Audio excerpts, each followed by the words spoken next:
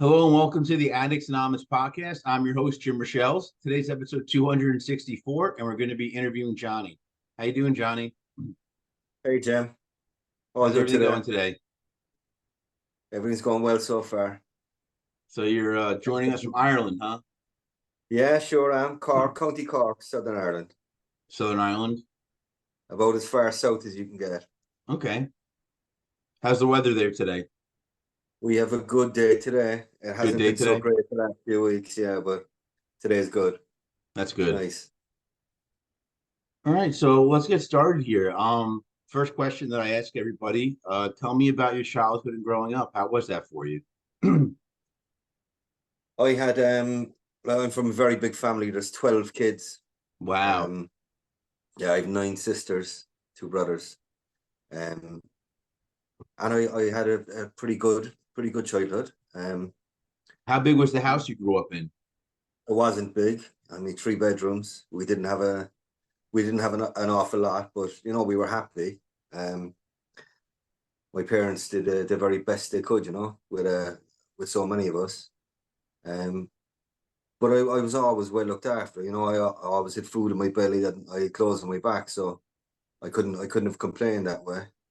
Um, and there was a lot of kids around us. We grew up in a place where there was kids everywhere. We always had a lot of friends. We were happy. Um, but my dad died then when I was 11. Um, and that was kind of hard. Well, it was very hard, but it was a very confusing time because I'd never dealt with anything like that before, and um, and I suppose I never really knew the man. He was my dad, but I didn't know him. Yeah, you Um, weren't old enough to get to know him like that. yeah, so I think about it now. Do I miss him, or do I miss the idea of having a dad growing up? And, I can't answer that.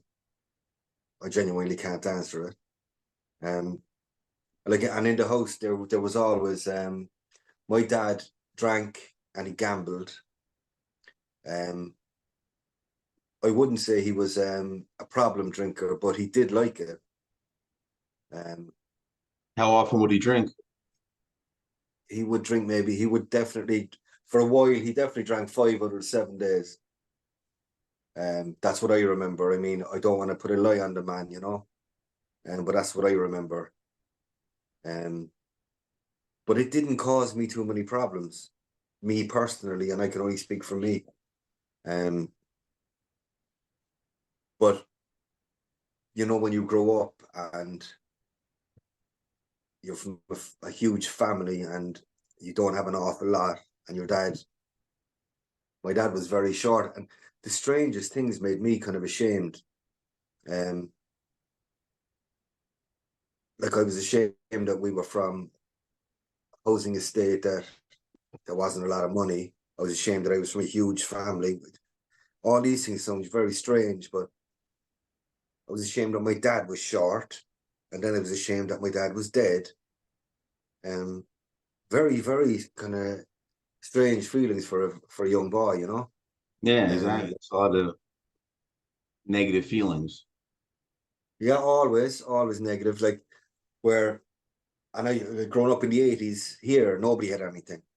There was everybody was in the same boat. Nobody had the Nikes or the expensive stuff. But I always kind of felt left out and felt hard done by that I couldn't have them. Um, we just couldn't afford them. Simple as that. Like you just could not afford them. It was Yeah. it was a novelty. If you saw somebody wear them down the street, you're kind of like, Jesus, they must be loaded. They're billionaires. Yeah. So um, but as I said, like I didn't really, I never wanted for anything.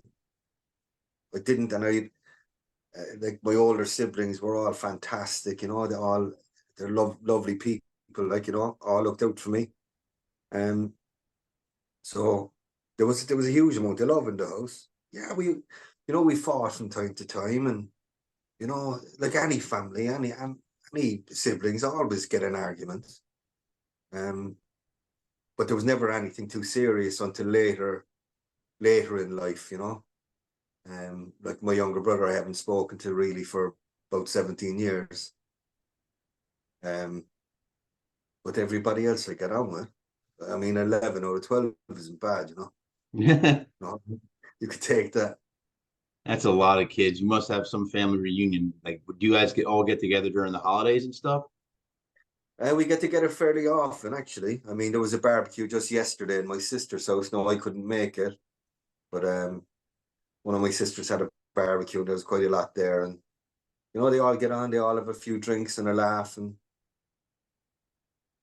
you know, it was probably times like that. It was one of the, you know, I'd have one too many drinks. You know, um, I'd start out, I'd be the life and soul, and then I'd get messy and sloppy. And if I learned one thing is that nobody likes it drunk. You know. No, that's absolutely correct. I think if As someone much likes it drunk, there's something wrong with them. Absolutely. As much as you want to convince yourself when you're drinking that, look at me, I'm amazing, I'm so funny and charming, and I'm a brilliant singer and dancer. You're none of those. Um, it took me quite a while to figure that out for myself, you know.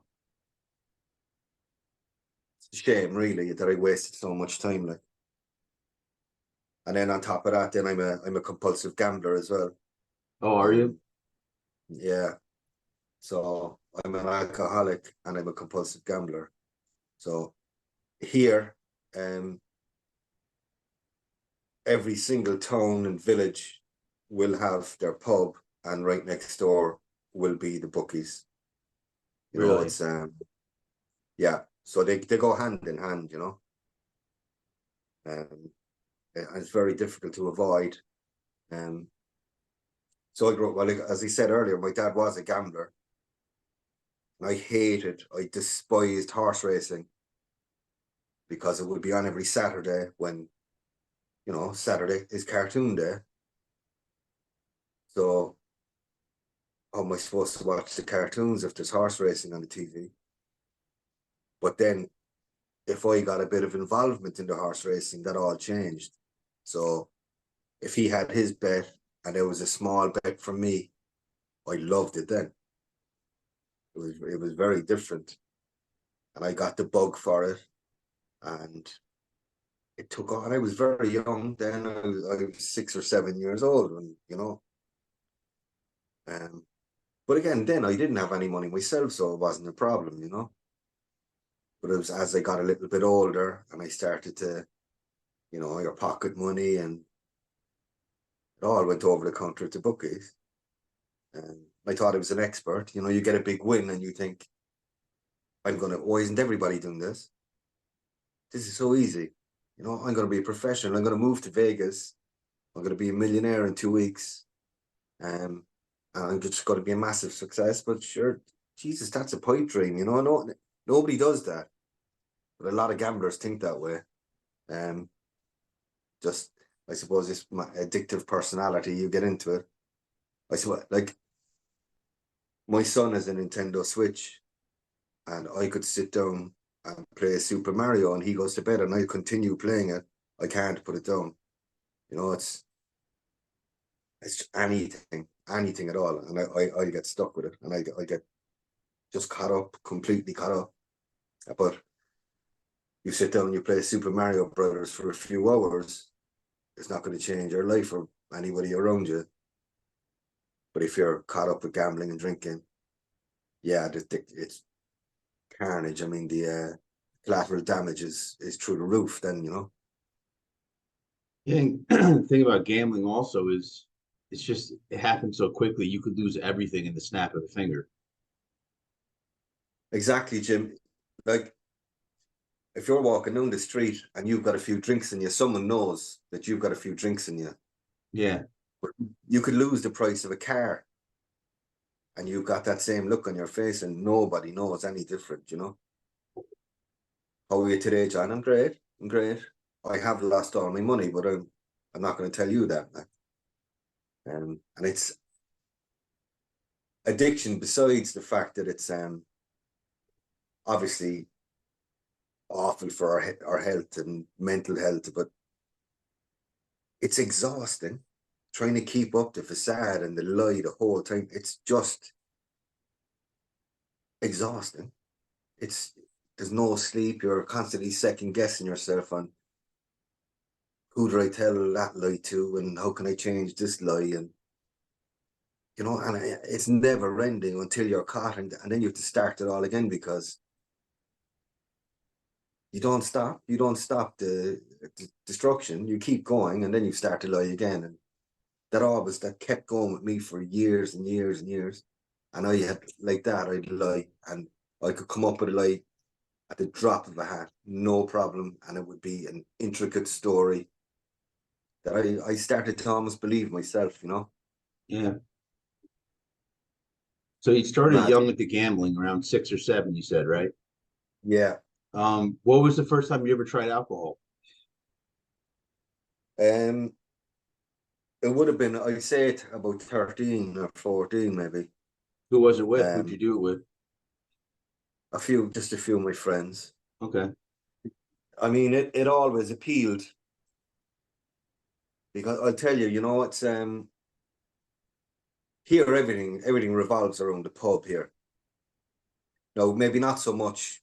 No, but it always did. There was no such thing as I'll meet you for a cup of coffee. It was always, I'll meet you for a pint. I'll meet you for a drink. Um, and I suppose growing up then I could hear, like, yeah, I suppose I'd hear my dad, my older brother, I'd hear, friends of friends talking about the amazing night they had in the pub, and every story I'd ever heard was so fun, but it was all fueled by alcohol. And I couldn't wait to be the fella to tell those stories. I wanted to be that guy. I was, I mean, I strived to be that fella who tells the stories of, well, I was so drunk and this happened to me, and look at the hero I am now because I can do this stuff. And I was counting down the seconds until I was 18 so that I could legally drink, even though, I mean, we drank, myself and my friends drank every weekend for 3 or 4 years before we were legal age, know. And it was easy to get it, it was simple. You'd get someone who you'd wait outside the off license, and someone you give them the money, just ask them would they go in, and you get it. Or you take it from home, you'd have a concoction of different spirits topped up with something, and even though it just tasted awful, you drink it. It'd make you sick, but we didn't care. We didn't care just once we got. And I'll tell you this, Jim, the first time I drank, I didn't get anything. I didn't get anything out of it. It was No? just disgusting. It was horrible. It made me sick. Um, but I wanted to do it again because I was like, can you believe John was drinking? And so I couldn't wait to drink again because I wanted that kind of validation from people that I was this hard man. And I loved it. I loved that side of things. But as it went on then, and I started to get the buzz, and I loved it then. And it brought out a bit in me. Like I would be the class clown in school. But when I had alcohol in me, that was heightened. And it allowed me to do more and more outrageously stupid things that always got a laugh from people, from my friends and from girls you were trying to impress, and when we were growing up. So I craved that then. And then I convinced myself that there's two people, like there's John and there's Johnny. Like John is the boring, self-respecting guy who won't do anything, but Johnny's the fella who drinks. Like Johnny's Yeah, he's it's funny you say it like that. Johnny Cash used to say the same thing.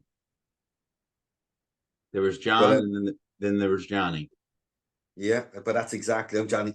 Like a lot of people know me as Johnny C, and that would be from being around in the pubs and the bar scenes, you know. And Johnny C is mad. Johnny C is funny and he'll do anything.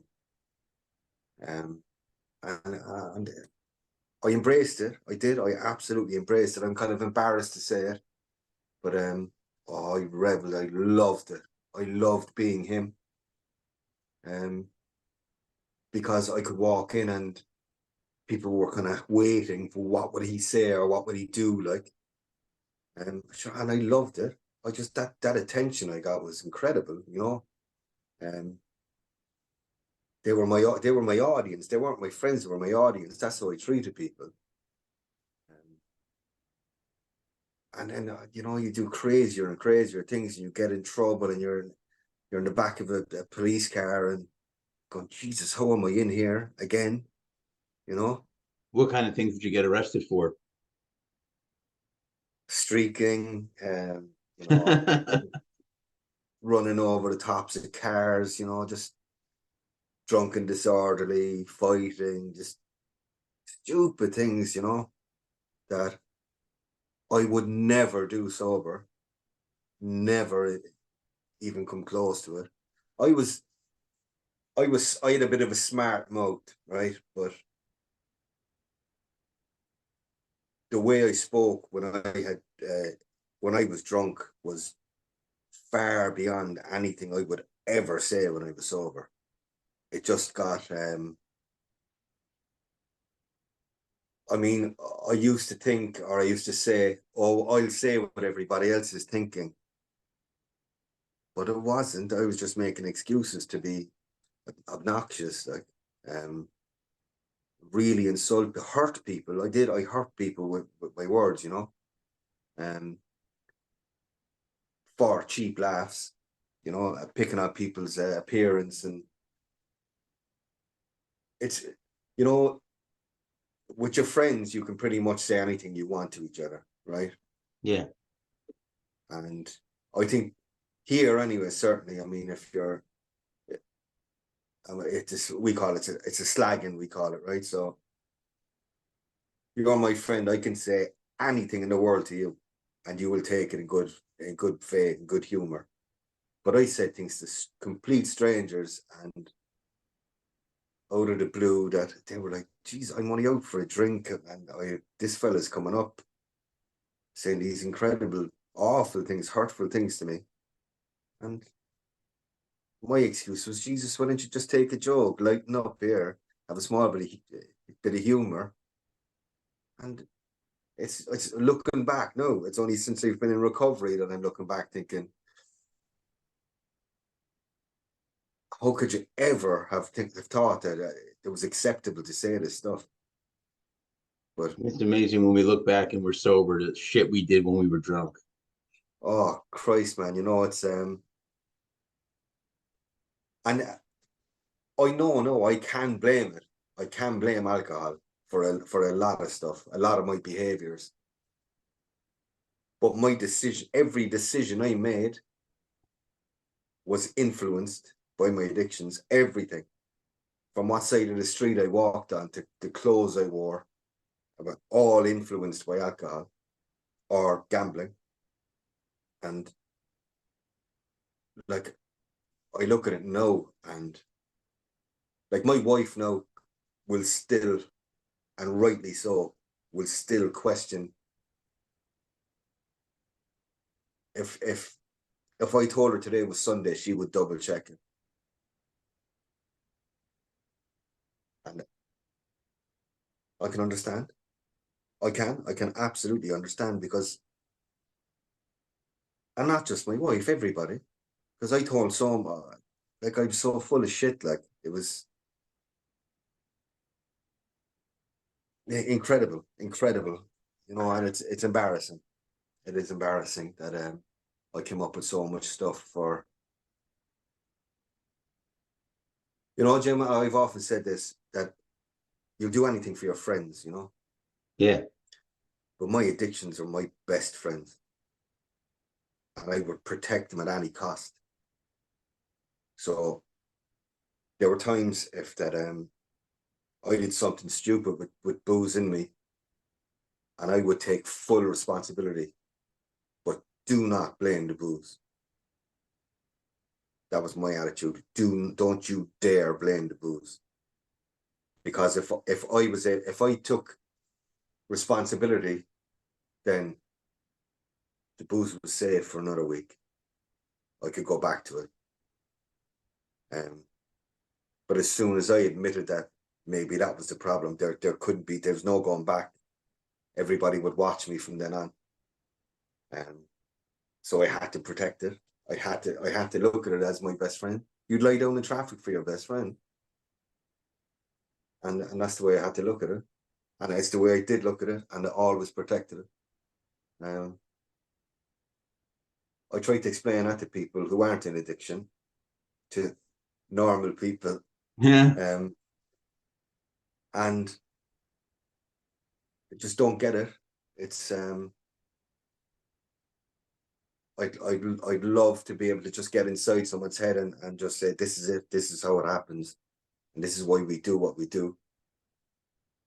Just completely takes over.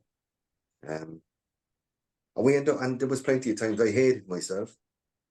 There was times where I knew that, look, it's getting a bit much now, you know. Some of the stuff is very close to the bone. Maybe you'd want to check if the drink is a problem. But I kind of, no, get that out of your head there fast. You know, Jesus, don't even think about that. We think about that in a few weeks again. You know, we put that on the back burner now for a while. We'll see how things settle down, and maybe we'll think about it again soon.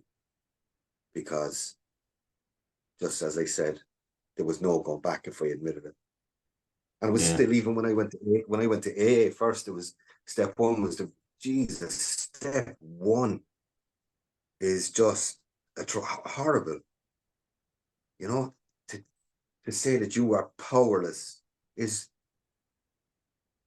like, you ask anybody, I mean, anybody in the whole world, do you want to be powerless over anything? And they'll tell you without hesitation, no. And it's just that, to admit that, yeah, it had this complete hold over me. And I remember sitting in Gamblers Anonymous, and I had gone through the motions, and I sat there, and some weeks I listened, and some meetings I threw in a share now and again. And it was a Thursday night, I will never forget it. Something just clicked with me. And it was, you realize now, John, this is it. You can never do it again.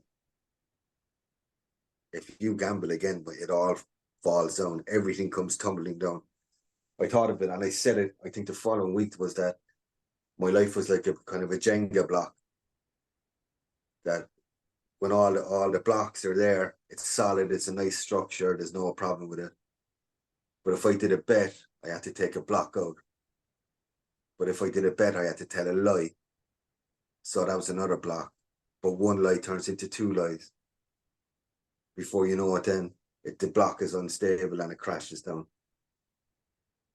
And there was no rebuilding at that stage, because I had caused so much trouble. But my wife could not trust me. I had lost an absolute fortune. My kids were distraught. And I mean, money is one thing, you know, but money comes and goes. You can get money back. But I'll never, ever get the time back with my kids. That's gone. It's gone forever. So times where I sat here and my girls asked me to read them a story, and I'm looking at the TV, looking at the sport on the TV, thinking, Christ, will there ever be a yellow card here? Or, yeah, I'll tell you in a minute, you know. I couldn't just give them that time. And that, to this day, that breaks my heart, like, you know. As I said, I mean, they won't remember the money. They won't remember, oh, my dad bought me this. But they will remember, oh, my dad told me stories, or, you know, my dad brought me out for walks. Or they'll remember the lack of it. because it was lacking for so long. Because my head was all, it was just all about me. It was the John show. And when you're stuck in the John show, nobody else matters. And the John show was about gambling and drinking and being the funny, Mr. Funny Man, you know? So what So, led you, because you said eventually you went to AA and it clicked. What made you attend your first meeting? well, I walked out of my family home. I walked out of my wife and my kids. I'm not proud of that, but I walked out so I could drink. That's basically it. I walked out. I packed a bag. I didn't tell anybody. Um, and I told a friend of mine a lie that there was trouble and I needed somewhere to stay, and he left me stay with him and he was given false information, and I stayed with him for a couple of days. But I drank for the 3 days. I went for 2 days, and I contacted my sister and I asked her could I stay with her, and she was like, "Yeah, you can." But I went on a bender on the Friday, and on the Saturday I felt different. We've all had hangovers, you know, and we've had the physical and the mental hangovers. But the anxiety and the paranoia and the fear was so much more than anything I've ever experienced. Um, gee, it's so hard to describe. Um, but you know, when you know, um, that my race was run. Um, so I rang somebody who was in the other fellowship with me, and I said, "Look, I'm in trouble," and like that. I mean, other members will help you any way they can. And he was fantastic. He said, "I will be there. I'll pick you up tomorrow morning. We're going to a meeting." And I had gone to AA years earlier, and I had gone basically so people leave me alone. I didn't go to stop, but I went and I did stop. I didn't drink, um, but I didn't pay any attention at meetings either. And I went through the motions. I was taking some boxes, um, and eventually I thought, here you go now. I've done my time. I haven't drank. I've been here for a couple, Christ, years. Um, so I'm clearly not an alcoholic. So I went back out boozing, and it was way worse than it was ever before, you know. Um, so then I went to that. When I went back, I went to that meeting, and it was honestly as if that meeting had been scheduled just for me. It was exactly what I needed to hear that particular morning. Um, and I came out. I can't say that I felt completely positive that everything was going to work out, but I had that tiny bit of hope that maybe you can move forward here. Um, and I kept going. I kept going to meetings, but I knew it wasn't enough. So I discussed it with my wife, and I'm still not, like 10 months later, I'm still not back in the family home. No, we have a decent relationship, but I'm still not fully back here. Um, and I understand the reasons behind that too. I mean, you can't walk out and expect to be welcomed back with open arms because you've put down a drink. But I discussed it with my wife, and treatment was the best option for me. And I went into treatment for 28 days. And the first couple of days I was in there, I thought, this is going to be absolutely fine. I had a great night's sleep. just thought, this is great. The people were in there were lovely. And it was about the third day. I went for a meeting with my counselor, and she broke me down. She absolutely cut me in half. She opened up a box that I never wanted to be opened up, that I didn't even know needed to be opened up. I was so full of resentment.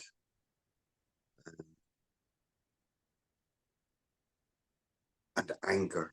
Jesus, the anger was, I mean, every time we went in for a group session, anger came up, and it was, John, here's something. Here's another pamphlet. I want you to summarize it. And I was always about my anger.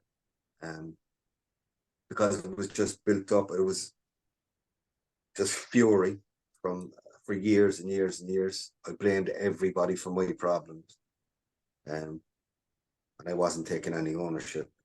And after that 28 days, I came out of there with a very, very different attitude. And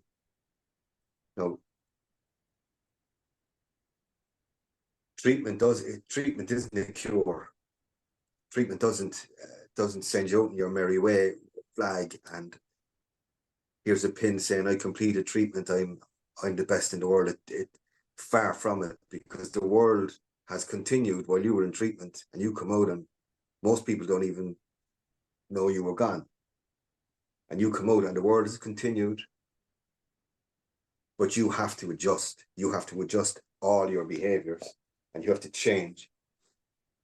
And I found that so difficult. I thought that putting down a drink was the only thing I had to do. I thought, if I don't drink, life would be fantastic. I'll get back to my home, to my wife and my kids, and everything will be great. But none of my behaviors changed. All the isms were still there. I continued to lie, and mostly for no reason. It was just a default. It just came out. Any question and a lie would come out. I continued to be a buffoon, just persistently messing and having to be the funny guy. And it was always for validation. I needed to be told that I was something special, and I don't know why, because I was never treated badly. I was never treated differently to any of my siblings. In fact, because I was good at sport, I remember a lot of people did treat me pretty well. So Jesus, it was when you have to get the head down and actually do the hard work and the background stuff, that started to eat me up a little bit, and so I knew it was daily meetings for me. I knew I couldn't get by on 2 meetings a week. So that's why I went every day, and I still go. I minimum 5 a week I go to, because I need it. If I don't, I'm in trouble. I'll stop working my program. I'll stop doing the next right thing. And it's hard to admit that. For me, for being somewhat of a narcissist, if I'm honest, but if you're in a room against an addiction, you are never the smartest guy in the room. That addiction is always more clever than you, and it will beat you, and it will break you. And if you take your eye off the ball, it's going to creep up, and it's never a huge booming voice that says, come on, let's drink again, or let's gamble again. It's a tap on the shoulder. It's a nice little warm arm around you saying, come on, I look after you. Come on with me. We always had fun. I'm the hug you're looking for. And that's where it's so clever. And that's where it would be very easy to fall down. And I know with gambling, for me, even though I physically haven't spent a cent in almost 4 years, I did go on sites and I did try out the free bets and all this stuff, and I did that, and convinced myself that, but I'm not really gambling. It's not really money, but of course it was gambling, because the next step would have been, here's my card, here, take my money. There was always going to be the next step. So I had to learn. Jesus, and it was very, very hard. I had to put a block on my phone, and it was difficult. It was so difficult not to be, not to just have a look. What if I just have a look at the site and see what's happening? But that doesn't work. Like as the saying goes, you spend enough time in the barbers, you're going to get a haircut. Well, I probably won't. it's it's and I try to explain to people that the compulsion is there, you know, and I think it's no matter what it is with like we get with the alcohol or drugs or whatever. Yeah, you're going to get the physical side of it as well. For me, a lot with alcohol is fear of missing out, or what are they up to, and what are they up to? Convincing myself that nobody could possibly have a decent night out unless I was there. I was almost thinking like, oh, poor them, no going out without me tonight. They're going to have the worst night ever. And then wonder, because when I went out, I wanted to be the first one there, and I wanted to be the very last one to leave, just in case I missed one small thing that happened. And if I did, I was heartbroken if I missed something. And that's pathetic, to live that life. That life is it's not a life actually. That's barely even surviving. Um, to go through without having any drive or any ambition. It's just to be in the bar with your mates, being their dancing monkey, effectively. And it's not, I was never pressured to be that. I wanted to be that because I thought I needed to be that. I thought I wouldn't be accepted by them or by anybody unless I was that. Since I've gone into recovery, a lot of these people have contacted me and asked me how I'm getting on. So yeah, many more haven't bothered. Many more haven't bothered their arse to contact me and find out, how's everything going with you, John. Um, but yeah, I've got friends who have contacted me, asked me how I am. So it tells me that I was making all the mistakes. They would have accepted me anyway. But I was up in my own head, convincing myself that I wasn't good enough. And I'm working with that because I have outside help as well. I go to a counsellor, and that's hard work. Having to open up to someone and tell them your deepest, darkest secrets is hard. Yeah. And a part of your life that you really don't want to revisit. Things that have profound effects on you, people that have affected you. There's times that I just want to tell him to listen, not today, man. I can't today. But he's a magician. He drags it out of me, and I'll go away. And sometimes I'm incredibly upset going away.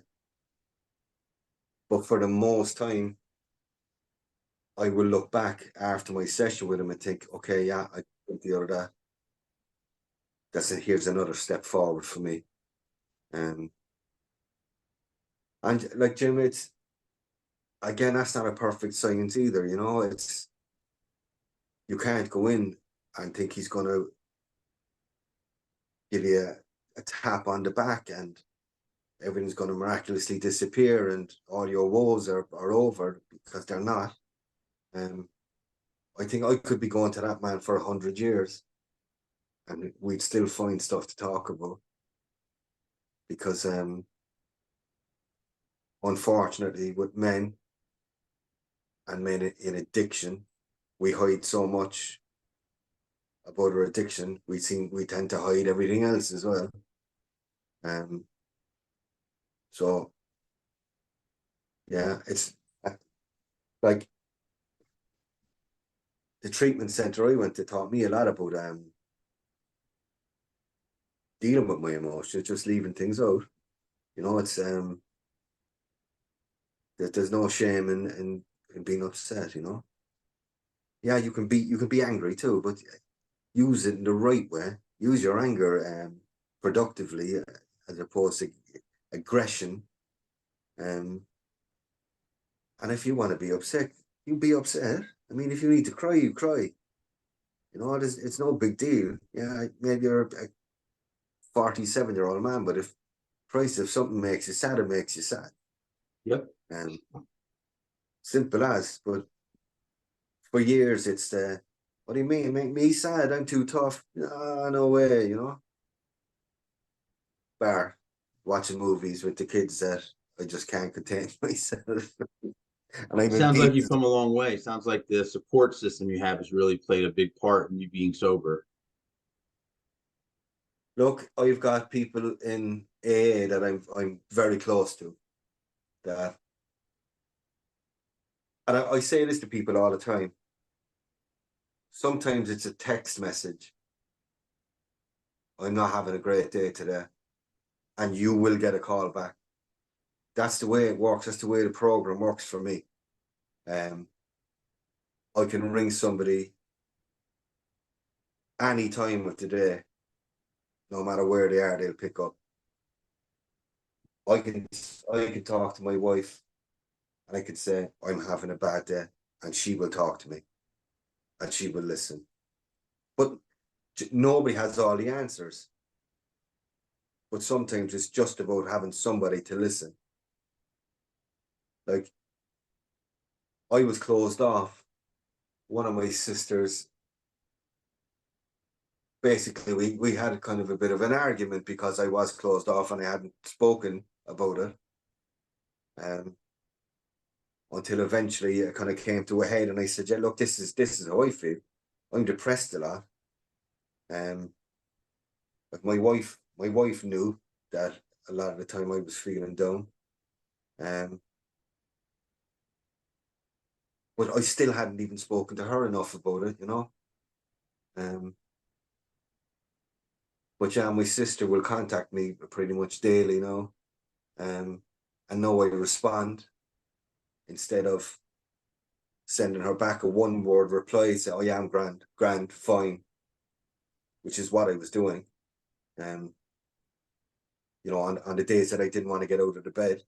So no, I'll tell her, yeah, I'm not in good form today, or it was tough. I had a difficult meeting, or you know, and I think that's stuff like that is vital for anybody's recovery. Honesty is Honesty has always been difficult for me because I'm a compulsive liar as well as everything else. Um, but I see the importance of it. Like, you know, it's like certainly for any relationship with anybody close to you, it's just about being open. It really is. Um, and if you feel that today I thought I wanted to have a drink, then you tell somebody. You know, it's even if you don't have a drink, but I felt like it, but I'm gonna tell you I felt like having a drink today. That's where I am. That's where I am today. I didn't pick it up, and that's where I am. These are things I think that if we don't say, we'll push that down as well, and that will explode out eventually. Um, and that'll be when that explodes out. That'll be the time you will walk down the street and you will turn into a bar, or you will pick up that six pack. You know, that's what happens. So, like, I've I go to aftercare after I get out of treatment. I do it every Wednesday night, and that is keeping me sober. That's keeping me gamble free. The importance of it to me. I'm lucky that I've got two great facilitators there. I'm with an amazing bunch of people. We're all a variety of ages. I went in there the first night and I went, I'm 25 years older than these kids. Like, what can we possibly get from each other? But I've learned so much. I've learned so much from them. Addiction is addiction. It doesn't matter if you're 100 years old or you're 22. Yep. If you're addicted, that's what it is. So we all had some. We were all able to educate each other, and it's a meeting where you can give feedback. So I can tell you about my day or my week, and you can tear me apart, or you can give me all the kudos under the sun if you think I'm doing the right things or I'm doing the wrong things. And it's what I need. It's what I need to hear. You know, well, John, I think you're doing this. I think you're doing this wrong. I think you're doing this right. And these little snippets of information, small little bits of advice, they put me on the right road and they allow me to move forward even more. And without things like that, I'd be in serious trouble. And I think we all know, I mean, the meeting before the meeting or the meeting after the meeting where you can, you know, you can sit down and you can have a cup of coffee with another member and not discuss addiction, just discuss, did you see the game last night? Isn't this weather awful? These little connections that you get with people, vastly important. I need them. I need that connection with people that know what I'm going through and they know how my head works. Yeah, and look, I don't need. It doesn't have to be everybody who's an addict. I mean, of course, you need people who are on the outside of our world as well, um, out that are looking in. But I find the amount of people that I've met, and yeah, look, for anybody who, if anybody watches this and is thinking of going to a meeting, not every single person is amazing. They're still people. Some people are just souls, and that's unfortunate. But the vast majority, I mean, in the 90%, like, they will help you as much as they can. And that's a huge positive for anybody going in. People will always welcome you going in the door. But when I came back to AA,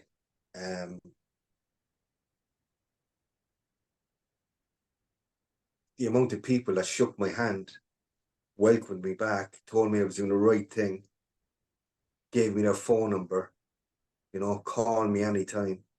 You know, there's meetings anywhere. If you're ever stuck to go to a meeting, let me know and I'll pick you up.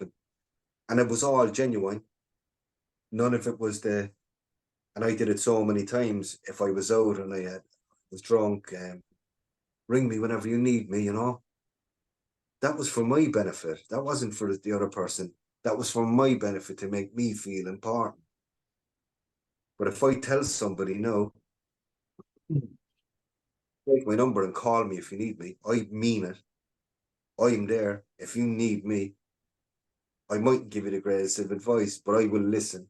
And you can vent down the phone. You can shout and scream. I'll be the ear, the other side of the phone for you. And there's a huge amount of satisfaction being able to give back, I think, because I know I can ring somebody and they listen to me. So things like that, Jim, I just think I've got massive gratitude for, let's just say, for that kind of support. I Well, think that's that's great. so important. It sounds like you're on the right path. Um, Not every day is amazing. Um, I'd be lying if I said it was. Not every day is incredible. I still pass bars and I kind of go, wouldn't it be lovely? No, they're fleeting thoughts. They don't last. Um, and I quickly remove myself from situations. But yeah, I don't go to a meeting and suddenly any thought of drinking disappears. It's not how it's worked for me. I don't think about gambling. Gambling is okay, gambling is always there, but it's very far behind me now compared to where it was sitting on my shoulder for a long time. Um, but drinking alcohol is sometimes still appealing. Um, but I'm not willing to go down that road. I'm not willing to give up on it, because it's the great remover. I can look at what I've gained from my recent sobriety, and I can then look at what will be taken. I mean, if I want to make a list of the things that I will lose, and I will lose an awful lot. Like I really messed up my relationship with my two daughters. And I made things so hard for them. Um, but slowly but surely we're starting to build back.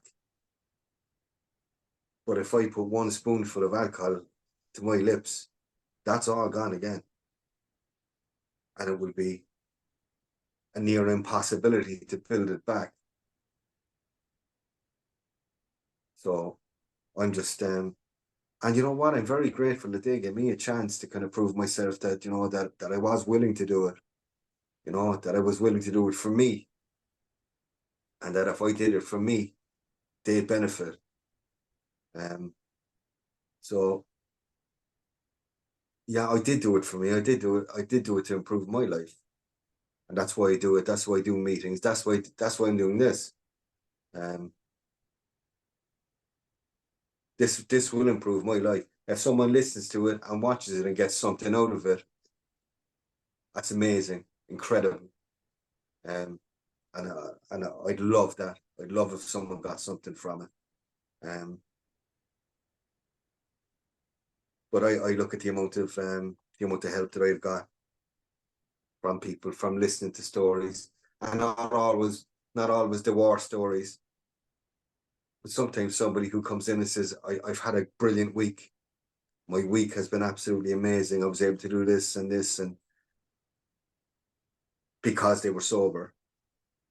That's inspiring. You can look at somebody, you can see the smile on their face, you can see how grateful they are. Um, and if somebody doesn't want that, then something's wrong. If you don't look at someone and think, this is why I'm working hard. This is why I come to these meetings. This is why I do not pick up that drink. It's because I will have that as well. I will have those weeks where I can say my week was a 9 out of 10. And I think that's appealing to everybody. It has to be, you know. It's, So, it's really great. I mean, it sounds like you got your shit together big time compared to where you were.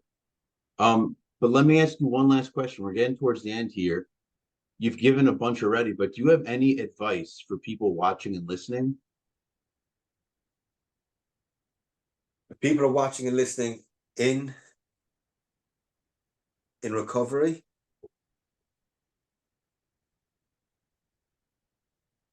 gets easier. It will never be easy, but it gets easier. It's all about putting it in. I mean, it is daunting. and it says that, you know, any preamble at the start of any meeting of how we balked, it's too hard. And it does seem incredibly hard. It always seems incredibly hard. Um, because it's work and it's hard work, and you're not getting a physical paycheck at the end of it. But what you are getting is a night's sleep, peace of mind, you know, the ability to be able to say, I didn't make a balls of things today. Nobody, I didn't upset somebody today. I'm not paranoid that person walking towards me, you know, is just about to explode on me because I insulted their partner last night. And you know what, and keep working on that, and that will give you the, you know, I suppose it would give you a bit of a drive, and it gives you the incentive to keep moving forward. And it's just steps, and it's just for today. And I start every day at day one. You know, I'm sober today, and I go to bed tonight, hopefully sober, and I wake up in the morning and I will start all over again at day one. Because if I stay sober for one day at a time, I'll stay sober forever. So just keep it in the day. And if anyone is watching who's in addiction, and they think they possibly could do with going to meetings or get some help, there's meetings 24/7 everywhere, and they will change your life. That's some good So, advice. I really appreciate you coming on the podcast today. You had quite the story. You told it very well. thanks, Jim. Appreciate it. Yeah. I was really delighted to do it. Yeah, really happy. Yeah. Well, I want to say thank you very much for coming on the podcast. It means a lot. And people do listen and watch. And like you said, if it reaches one person, it's all worth it. You know what I mean? Just one. Yeah, absolutely. Just one. All right. Do me a favor, sit tight for just a minute. I'm going to do the little outro here with our sales pitch, and then we'll be on our way. So for everybody watching and listening, if you like what you saw and heard, go below and give us a like. Also subscribe to see when we upload new videos. You can also check us out on all social media. We're on Twitter, Facebook, Reddit, TikTok, Instagram, you name it. We're most likely on it. Also check out our website, which is www.addicts-anonymous.com. There's plenty of free resources as well as free literature. And also Addicts Anonymous has a book out on Amazon and Kindle called Addicts Anonymous, Our Stories. It's a collection of people's stories, as well as I write on a number of different topics and different things as far as addiction related issues. So check that out on Kindle and Amazon. Once again, it's Addicts Anonymous, Our Stories. So that's all we have for today. I really hope you enjoyed it, and we'll hopefully catch you next time.